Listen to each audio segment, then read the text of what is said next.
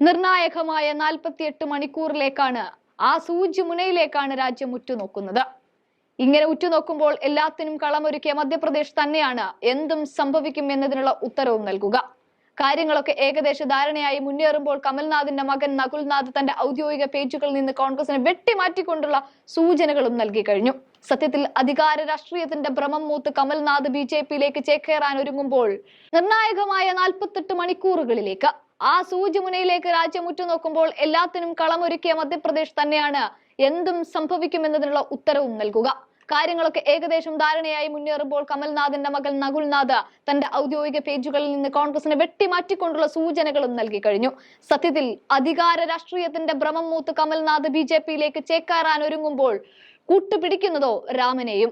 അതുമാത്രമേ ഇനി ന്യായം പറയാനുള്ളൂ ഈ അച്ഛനും മകനും. മധ്യപ്രദേശിൽ കോൺഗ്രസ് മുഖ്യമന്ത്രി സ്ഥാനാർത്ഥിയാക്കി ഉയർത്തി കാണിച്ചപ്പോൾ ഈ അച്ഛനും മകനും 100 നാവായിരുന്നു BJP-യെ കുറ്റം പറയാൻ. പക്ഷെ ഇപ്പൊ മുഖ്യമന്ത്രിയാവുമെന്ന അഹങ്കാരത്തിന്റെ ബലം കൂടിയെന്നോണം കമൽനാഥ് നയിച്ച കോൺഗ്രസ് മധ്യപ്രദേശിൽ നിലം പതിക്കുകയായിരുന്നു. ഇതോടെ കോൺഗ്രസ് ചില ശക്തമായ തീരുമാനങ്ങൾ എടുക്കുകയും കമൽനാഥിനെ പ്രതിപക്ഷ നേതാവ് എന്ന നിലയിൽ നിന്ന് മാറ്റുകയും ചെയ്തു. വിജയിച്ചാൽ മുഖ്യമന്ത്രിയാകാമെങ്കിൽ പരാജയപ്പെട്ടാൽ അതുകൂടി മാനിക്കണമെന്നേ കോൺഗ്രസിന് അന്നും കമൽനാഥിനോട് പറയാനുള്ളായിരുന്നു. പക്ഷേ പോരാ, അടുത്ത നോട്ടം രാജ്യസഭാ സീറ്റിലേക്കായി. അതിനായി പല വഴി നോക്കി ഒടുക്കം സോണിയാഗാന്ധിയെ തന്നെ ചെന്ന് കണ്ടു. പക്ഷെ ഇനിയും ഒരു പരീക്ഷണത്തിന് കോൺഗ്രസിന് നേരമോ കാലമോ സമയമോ അത്തരമൊരു സന്ദർഭമോ സാഹചര്യമോ ഇല്ലാത്തത് കൊണ്ട് സോണിയാഗാന്ധി പറഞ്ഞു പറ്റില്ല എന്ന്. അവിടെ നിന്ന് തുടങ്ങി കമൽനാഥിന്റെ BJP-യിലേക്കുള്ള ചാട്ടം. ഇവിടെ ശർമ്മയടക്കമുള്ള BJP നേതാക്കൾ കമൽനാഥിനും മകനും രാമന്റെ പേരും പറഞ്ഞ് വാതിലുകൾ തുറന്നിട്ടപ്പോൾ കമൽനാഥ് പിന്നെയും പറഞ്ഞതേയില്ല, പിന്നൊന്നും പറഞ്ഞിട്ടേയില്ല. ഇവിടെയാണ് വരാനിരിക്കുന്ന 48 മണിക്കൂറുകൾ നിർണായകമായി മാറുന്നത്. അതേസമയം ലോക്സഭാ തെരഞ്ഞെടുപ്പിന് കമൽനാഥ് പാർട്ടി വിടുന്ന സാഹചര്യം ഉണ്ടായാൽ അത് കോൺഗ്രസിന് വലിയ തിരിച്ചടിയായിരിക്കുമെന്നും കോൺഗ്രസ് വിടുന്ന കാര്യത്തെക്കുറിച്ചുള്ള അഭ്യൂഹങ്ങൾക്ക് വൈകാതെ തന്നെ കമൽനാഥ് മറുപടി പറയുമെന്നൊക്കെയാണ് ഇപ്പോൾ വരുന്ന വാർത്തകൾ.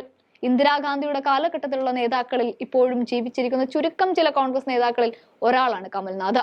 രാഹുൽ ഗാന്ധിയുടെ ഭാരത് ജോഡോ ന്യായ യാത്ര മധ്യപ്രദേശിൽ എത്തുന്ന സമയത്ത് കമൽനാഥ് കോൺഗ്രസ് വിടുന്ന കാര്യം പ്രഖ്യാപിക്കുമെന്നാണ് സൂചനകളും വരുന്നത്.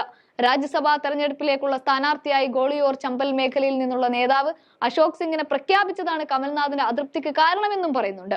അതേസമയം കമൽനാഥ് പാർട്ടി വിടില്ലെന്ന കാര്യത്തിൽ തനിക്ക് ആത്മവിശ്വാസമുണ്ടെന്ന് മുതിർന്ന നേതാവ് ദിഗ്വിജയ് സിംഗും പറയുന്നു. കഴിഞ്ഞ ദിവസം കമൽനാഥുമായി സംസാരിച്ചിരുന്നു.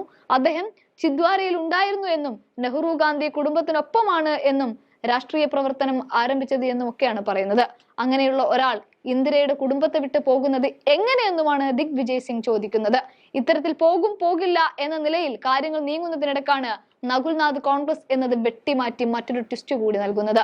ബാക്കിയൊക്കെ അഭ്യൂഹങ്ങൾക്കപ്പുറത്ത് 48 മണിക്കൂറിന് ശേഷം കണ്ടറിയാം.